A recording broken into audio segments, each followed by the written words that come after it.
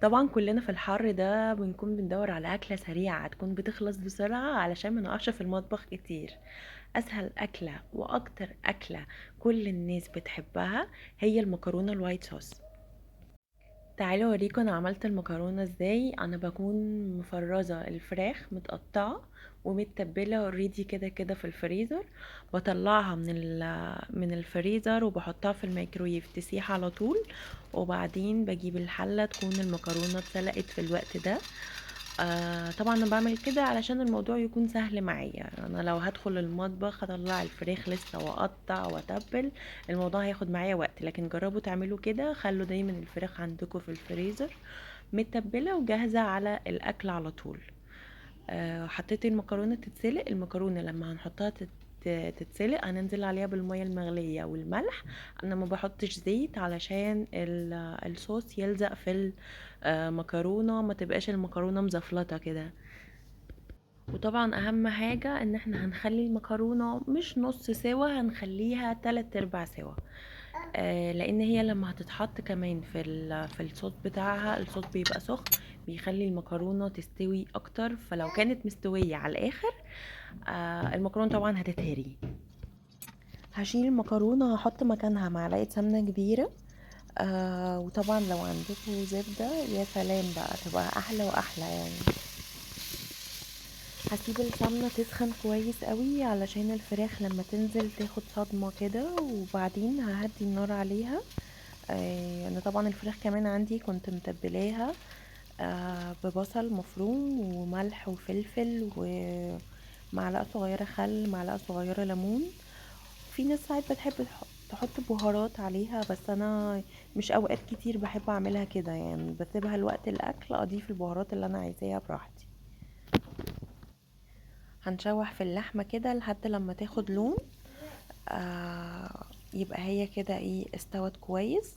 ممكن كمان بعد ما تاخد اللون ده نضيف عليها فص او اتنين توم مفروم. بس انا بصراحة ما حبيتش ان انا احط المرة دي توم كده، وقلت اكتفي بالبصل. لاني في مرة جربتها بصل بس بصراحة طلع طعمها تحفة جدا وعجبت العيال جدا جدا. بس كده زي ما انتوا شفتوا، هحط معلقة او اتنين من الدقيق وهقلبهم كده مع الفراخ والسمنة. وبعدين هنزل باللبن. بعد ما اللبن يسخن كده هضيف المكرونة علشان تكمل سوا، لان زي ما انا قلت لكم بكون مطلعاها 3/4 سوا. هبدأ اديها تقليبة كده لحد ما الصوص بتاعي يتقل. في الوقت ده بقى احنا ممكن نضيف اي بهارات احنا حابين نضيفها. انا مثلا زودت شويه ملح، ممكن تحط شويه فلفل اسود. انا كنت حاطه فلفل اسود مع تتبيله الفراخ فما حطيتش كتير يعني. انا بشرت شويه جوز الطيب كده بتديها طعم حلو قوي. وكمان حطيت بهارات اسمها سبرينكل، دي عامله زي السبع بهارات كده. بس طعمها بيودي الاكل في حته تانية بجد، حلوه جدا وبستخدمها على كل انواع الاكل. وكل اللي بياكل الاكل يسالني ايه نوع البهارات اللي انتي حطاها من كتر ما هي طعمها حلو. زي ما انتوا شايفين كده الصوص تقل. انتوا ممكن لو انتوا حابين تزودوا الصوص او تقللوه، دي حاجه ترجع ليكم.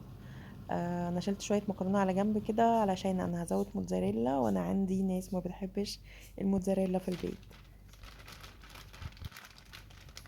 اخر حاجه هعملها ان انا هضيف عليها حبه موتزاريلا حلوين كده.